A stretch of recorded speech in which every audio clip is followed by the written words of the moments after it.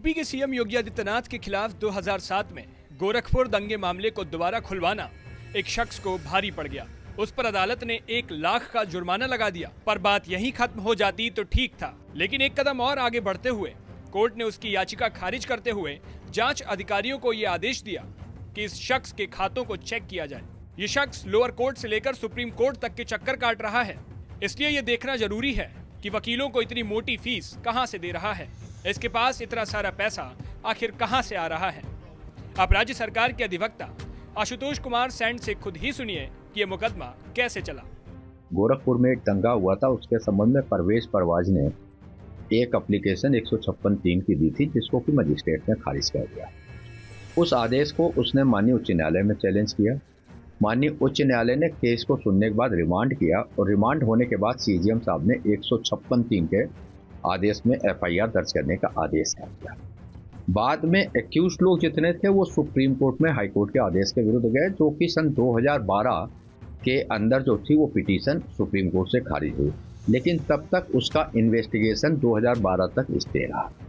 उसके बाद जब ये मुकदमा चल रहा था तो उस इन्वेस्टिगेशन शुरू हुआ और इन्वेस्टिगेशन शुरू होने के बाद जो एक तथाकथित जो उसने एक तो डीवीडी दी थी कि इसमें योगी जी की हेट स्पीच है माननीय मुख्यमंत्री जी की, उसको जांच एजेंसी ने सीबीआई की फॉरेंसिक लैब में दिल्ली में भेजा, जिसने की जांच पर ये पाया कि वो जो सीडी और डीवीडी जो है ये टेम्पर्ड और मैनिपुलेटेड है। उस आधार के ऊपर उन्होंने बताया कि ये आवाज़ जो है वो ऐसी नहीं है, टेम्पर्ड सीडी है।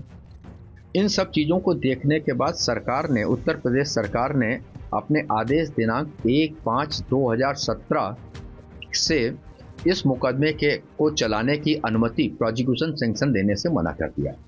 तो जब मना कर दिया तो ये मामला भी माननीय उच्च न्यायालय के खंडपीठ के समक्ष में आया।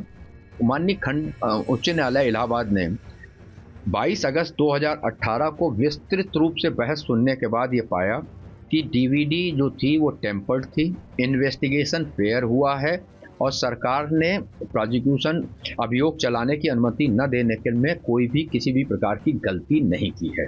फिलहाल हाईकोर्ट ने परवेज परवाज और एक अन्य पर 1 लाख रुपए का जुर्माना लगाया है और जांच के आदेश दिए कि आखिर इस शख्स के पास फंडिंग कहां से आ रही है।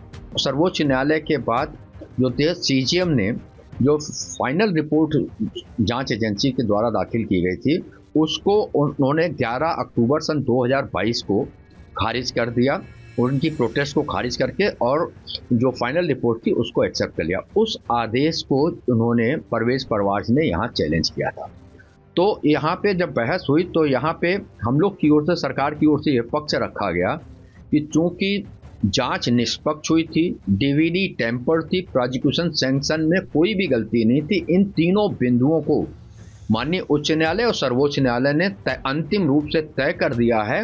ये सिर्फ एक माननीय मुख्यमंत्री जी को बदनाम करने की साजिश है और कुछ नहीं। तो माननीय उच्च न्यायालय ने आज अपने फैसले में इसको 1 लाख रुपए के एग्जाम्पलरी कास्ट से खारिज कर दिया है और 4 हफ्ते के अंदर ये कास्ट उन्होंने आर्मी वेलफेयर फंड के अंदर जमा करने का आदेश किया। फेल होने पर इसको रिकवरी करने के लिए स्टेट को कहा है।